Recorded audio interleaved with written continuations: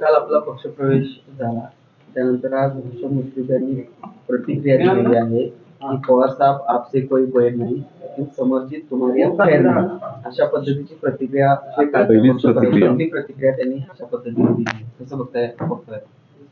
काही दिवसापूर्वी बोलले होते की समर्जी घाटगेला महत्त्व द्यायची काही आवश्यकता नाही, पण आज त्यांचे काही तर वेगळेच वक्तव्य येतात. आता माझी खैर नाही, मला ह्याची काही काळजी करायची आवश्यकता नाही, कारण कागल गडिंग्लज उत्तूरची जी स्वाभिमानी जनता आहे ती माझी पाठराखण करणारच आहे. आणि मला आदरणीय शरदचंद्र पवार साहेबांचा आशीर्वाद आहे, तर मला कुठल्या गोष्टीची काळजी करायची काही आवश्यकता नाही. अशा बऱ्याच धमक्या त्यांनी मला आधी पण दिल्या आहेत, आताही ते ठीक आहे. ते आता संविधानामध्ये प्रत्येकाला अधिकार आहे असं बोलायचं, पण मी काय या गोष्टीला फार काही सिरियसली घेत नाही. नेमकं काय त्यांना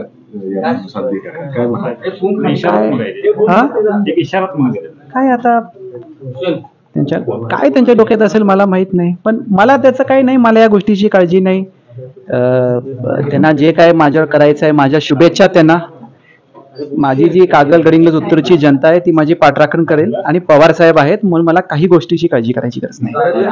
खरं तर तुमच्यावर विचारात येत असताना त्यांनी असं देखील म्हटलेलं आहे की जयंत पाटील आणि पवार साहेब मी अल्पसंख्याक असताना देखील माझ्या इतक्या पाठीमागे का लागलेत मला कळत नाही, अशा पद्धतीचं एक त्यांचं वक्तव्य आहे. त्यांचं वक्तव्य मी कोट करतो, आपण सांगा चुकीचं की आदरणीय शरदचंद्र पवार साहेब आणि जयंत पाटील साहेब एका अल्पसंख्याक व्यक्तीच्या मागे एवढं मागे का लागलेत. मला आज ऑन रेकॉर्ड ठीक आहे, ते मला काय बोलतील ते बोलू देत, पण ह्या गोष्टीचा मला प्रचंड राग आहे आणि संताप आहे आणि मला खंत वाटते. एवढ्या या देशाचे नेते आदरणीय शरदचंद्र पवार साहेबांचं एवढ्या वर्षाचं राजकारण आहे,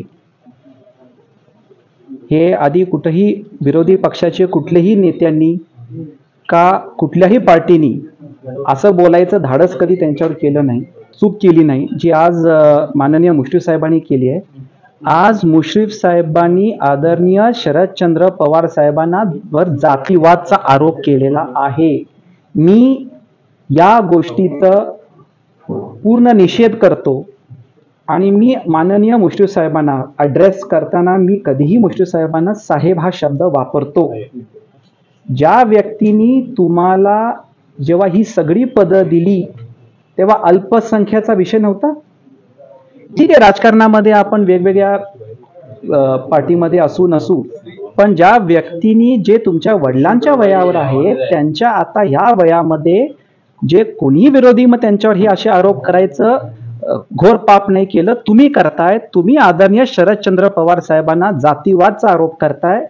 हे महाराष्ट्र आपल्याला माफ करणार नाही. पुरोगामी विचाराची चळवळ तुम्हाला माफ करणार नाही. आणि आजच्या माध्यमातून तुम्हाला समर्जी घाटगेला काय बोलायचे तुम्ही बोला, पण शरदचंद्र पवार साहेबांना जे जातीवादचा तुम्ही आरोप केलाय त्याची तुम्ही जाहीर माफी मागितली पाहिजे. खरं तर त्यांनी हा आरोप केला की असेच नवनवीन विषय ऐकण्यासाठी लाईक, सबस्क्राईब आणि बेल आयकॉनवरती क्लिक करा.